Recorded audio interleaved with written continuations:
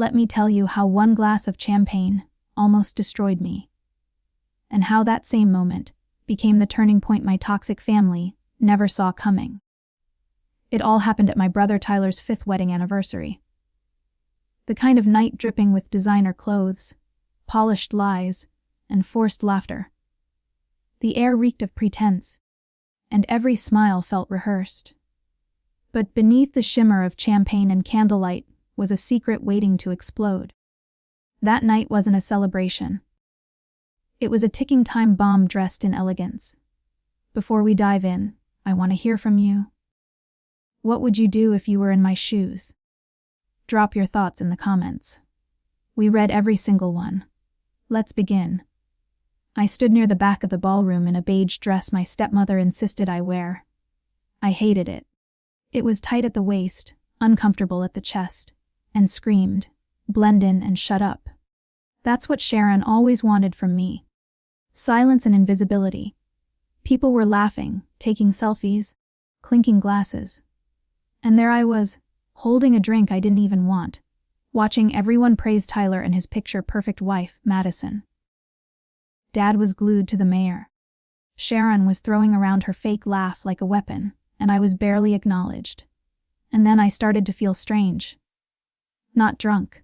No, I wasn't even tipsy. It was something else. My limbs felt loose. My head felt foggy. My balance wobbled just enough to make me nervous. I put the glass down and slipped out toward the restroom. I needed space. I needed to breathe. That's when it happened. A woman, maybe late 30s, sharp eyes, auburn hair, and a nonsense bun, stopped me near the hallway. "Are you Avery?" she asked. I hesitated. "Yeah." She leaned in. Her voice was low. Serious. "Your stepmother just dropped something into your drink." I blinked. Not sure I heard her right. "What?" She pulled something from her clutch. I saw her. "Dropped it in your glass." Stirred it once. Dissolved right in, looked like nothing happened. But I know what I saw. I do security for high-profile events. This wasn't an accident. My throat dried up. "You need to act fast," she said. "Whatever it is, you shouldn't drink it." My stomach twisted. I already took a few sips. "How do you feel?" "Off, dizzy." "That's enough. Listen, if you can swap glasses. Make it look like a mistake, but don't drink it." She handed me her card. Elise Duran, private security. I still have it. I thanked her. My heart was pounding. Everything in me screamed to run. But instead I walked calmly back to my table. Sharon was distracted, chatting with the event photographer. Her glass was still sitting there, nearly identical to mine, so I swapped them. Clean, quick. Nobody noticed, and then I waited. 20 minutes later, my father stood up to give his classic to love, loyalty, and legacy speech. The room quieted. Glasses rose. Sharon lifted the one I'd placed in front of her. She looked straight at me as she sipped. I stared back. Seconds passed. Then her smile twitched. Her eyes narrowed. The glass slipped from her fingers. It shattered on the floor. Sharon swayed. For a second, I thought she was drunk. Then she dropped. Right there in front of 120 guests in the middle of her husband's toast. Sharon collapsed to the floor, twitching slightly, her breath coming in sharp bursts. People screamed. Madison gasped. Tyler rushed forward. Waiters knocked over trays. My dad shouted for someone to call 911. And me, I didn't move. I sat still, heart racing, hands steady, because I knew that glass was meant for me. What's next? What no one realized in that moment was that the drama had only just begun. The hospital would run tests. The police would ask questions. And secrets buried deep in my family's polished image would start bubbling to the surface. See, Sharon didn't just want to hurt me. She wanted to erase me. But I wasn't about to let her. The ambulance lights painted the front of the estate in red and blue like a slow, bleeding nightmare. Sharon was unconscious. When they wheeled her out, she had started foaming slightly at the mouth by the time the paramedics got there. And the irony, I wasn't scared. Not anymore. She'd tried to poison me. I had proof. I had a witness. And I'd watched her sip the very glass she had meant to be my undoing. Everyone else, They were in chaos. Madison was sobbing. Tyler kept yelling at staff like someone had spilled water, instead of a woman collapsing mid-toast. My father just stood there frozen, gripping a half-full glass of whiskey, like it was the last piece of his reality that made sense. Police arrived within the hour. They were polite, calm, efficient, but I saw the way they glanced at me when they asked for statements. "Miss Clark, were you sitting near the champagne?" "Yes," I said. "We all were. Did you notice anything unusual about Sharon's glass?" I paused, then answered carefully. "Not until she fell. I knew they were already piecing it together. Sharon didn't just randomly collapse. She didn't choke. She didn't slip. It was something else. And in a room full of champagne, the glass would hold the truth." The next morning, I didn't sleep. I sat in my tiny apartment in Midtown, curled on the couch, staring at the business card the woman Elise had handed me. I was still trying to wrap my head around it all. Why? What was in it for her? What could be so serious that Sharon would try to drug me at my own brother's anniversary party? The question spun in my head until my phone lit up with a text from Jenny, my cousin. "Girl, you are trending." I opened the thread. Twitter, TikTok, Facebook. They were blowing up with hashtags like #FakeClarkApp's Iversary disaster and what was in the glass. A video was already circulating. It showed Sharon laughing, sipping her drink, then collapsing. The camera then panned right to me sitting still, not running, not gasping. The comment section, brutal. Why is she not shocked? Did anyone else see that look between her and Sharon? Chilling. Honestly chilling. I wasn't surprised. People love a villain, especially if you're the black sheep in a wealthy white-collar family.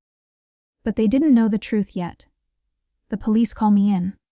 Around noon, I got a call from the detective assigned to the case, Marissa Keene.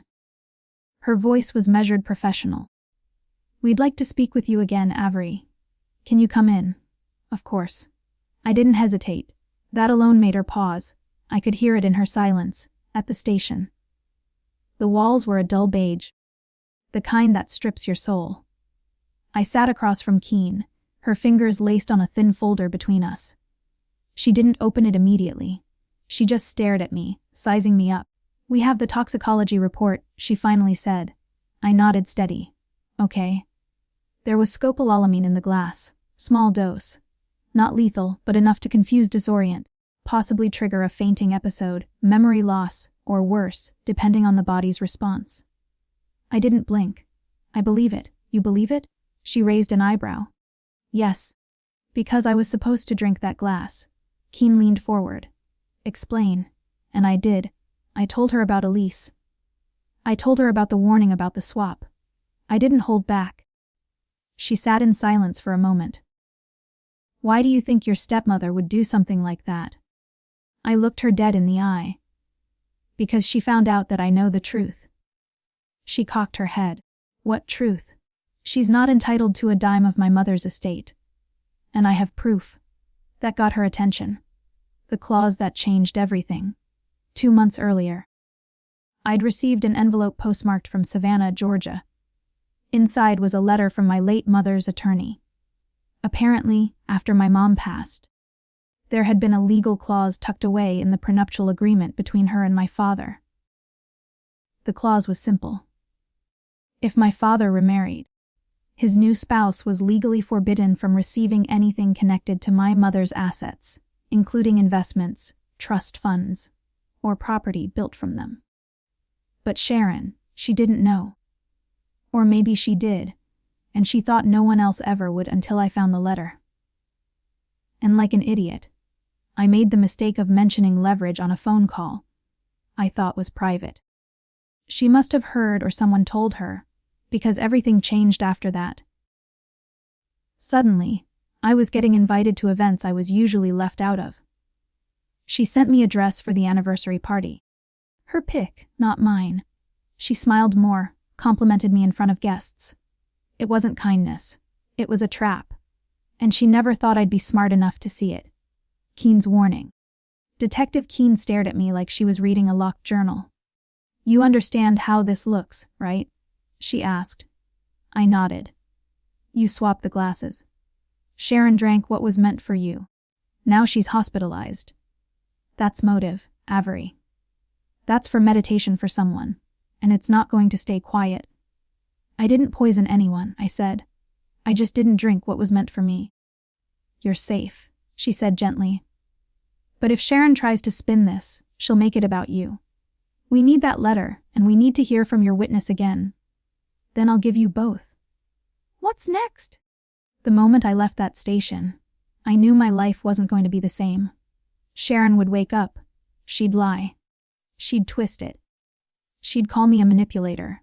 Maybe even say I faked the whole thing. But the truth had already been set in motion. That night was meant to be my silent exit from this family. Instead, it became the first chapter in my long, quiet revenge. And I was just getting started. I didn't even make it back home before the first phone call came in.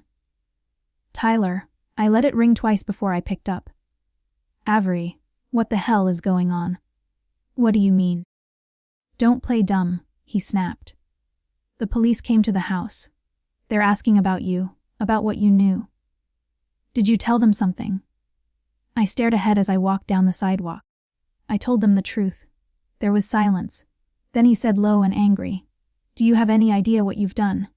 She tried to drug me. Tyler, you don't know that. I do, I saw it. And someone else saw it. Too. A security officer. Her name's Elise. He exhaled sharply, but he didn't deny it. That told me everything. I'm not going to be quiet anymore, I said. You all spent years acting like I didn't exist. And when I finally get something my mother wanted me to have, Sharon decides she wants me gone. I'm telling you, he said, his voice rising. Don't push this. You're going to regret it. I hung up.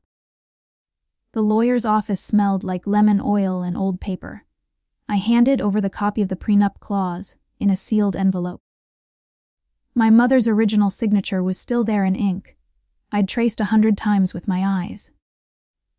The firm's head attorney reviewed it, and after 5 minutes of quiet reading, he looked up at me and said, This changes everything. I nodded. Yeah, I know, he said. If this goes to court, Sharon's entire financial foundation collapses. Half the houses, the cars, even her business assets. They were all pulled from your mother's residual estate. She has no claim. She knows that, I said. That's why she tried to get rid of me before it came out. He sat back, stunned. We'll need to move fast. I gave him full consent to proceed. I was done letting other people decide what I was worth. 3 days later, Sharon was released from the hospital. She didn't call. Didn't text, but a legal notice showed up at my door.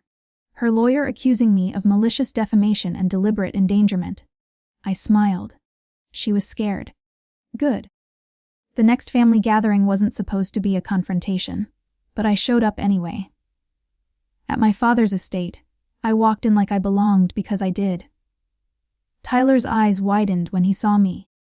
My father just frowned like I was a stain on his carpet. Sharon walked in late. She was pale, lips tight, posture stiff. When her eyes met mine, I watched something flicker.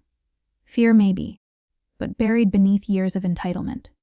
Hello, Sharon, I said softly. She didn't respond. She just sat down across from me. I leaned forward. How's your memory doing these days? Still a little foggy. My father stood. Avery, not now. I ignored him because mine's crystal clear. So is the security footage. So is the clause in Mom's prenup. Tyler slammed his glass down. You're going to destroy this family. I looked him dead in the eye.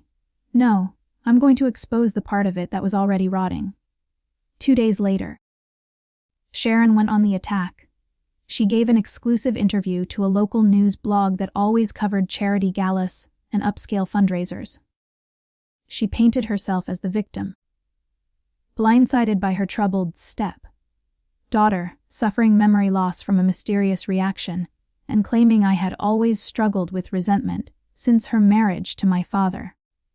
She didn't mention the prenup, or the fact that I had nearly passed out the night of the party, or that a licensed private security guard had witnessed the whole thing.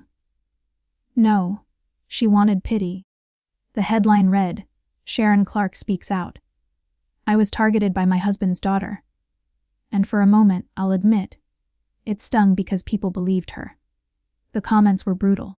Why would she hurt Sharon at a celebration? Jealousy is an ugly disease. Another spoiled rich kid craving attention. I wasn't surprised. Sharon had money, charm, and friends in every committee in Georgia. Me, I had a dead mother, an old envelope, and the truth. But truth doesn't shout, it waits. Elise called me that night. You saw the article? She asked. I did. You ready to make a move? I think it's time. We met the next morning at a downtown cafe. She came with a flash drive, some printed transcripts, and security footage I hadn't seen yet. One clip showed Sharon looking both ways, before dropping something from her clutch into a champagne flute. Another showed her whispering something to the server, who was later found to be a part-time employee gone by the time police came. It wasn't just personal. It was planned. Elise nodded at me. Release it. All of it. She made her move. Make yours. So, I did. I gave it to a small but respected independent reporter. Someone who owed Elise a favor. They posted everything, no commentary. No accusations, just video, transcript, timeline. Within 2 hours, Sharon Clark was trending again. Only this time, people were asking questions. Why does she look so calm before the reaction? Is that a pill in her hand? That server disappeared right after. Sketchy. My inbox flooded, and then my phone rang. It was my father. I let it ring 4 times before I picked up. He sounded tired. Quiet. Avery, we need to talk. I didn't say anything. I didn't know about the prenup, he said. If I had, things might have been different. No, I said coldly. They wouldn't have. You let her bury me long before she tried to drug me, he exhaled. What do you want? I paused. I want the truth public. I want her out of my mother's house. And I want what was always mine with interest. Silence. Then he said, come by tomorrow. We'll talk terms. I hung up, not because I needed permission anymore, but because I had finally become the one person this family never expected me to be. Unstoppable. I showed up the next morning dressed in the same beige color Sharon once forced on me. But this time, I chose the dress. Fitted, clean, confident. The house felt colder than I remembered. Sharon wasn't there. Just my father sitting at the head of the dining table, like a man who finally realized the kingdom he ruled was made of sand. He slid a folder toward me. You win, he said. I opened it. My mother's trust reinstated, assets transferred, her name listed, my name respected. She's gone. I asked. Left last night. I don't know where. I did. She ran. He looked at me for the first time in years. It wasn't with anger or disappointment. It was shame. I should have protected you, he said quietly. I didn't answer because deep down we both knew he didn't try. The house was mine again within the week. The one my mom built. The one Sharon redecorated like she was erasing every trace of her. I had it deep cleaned. I put back photos Sharon boxed up. I restored the garden she'd let with her. Then came the knock. Tyler. He looked rough, tired. Like the public fallout had finally cracked his perfect shell. I need to tell you something, he said. I folded my arms, then say it. He looked down. I knew about the pill. She told me. Said it just make you too out of it to talk. I didn't think she'd actually do it. I blinked slow, so you stayed silent. I was scared of her or of losing your inheritance. He didn't answer. Didn't need to. I closed the door. Weeks passed. Sharon's name was dropped from 2 nonprofit boards. A few of her business partners pulled out. Whispers followed her everywhere. Me. I stayed quiet. Didn't do interviews. Didn't post revenge selfies. I let the truth do its work. Because sometimes survival is the loudest revenge.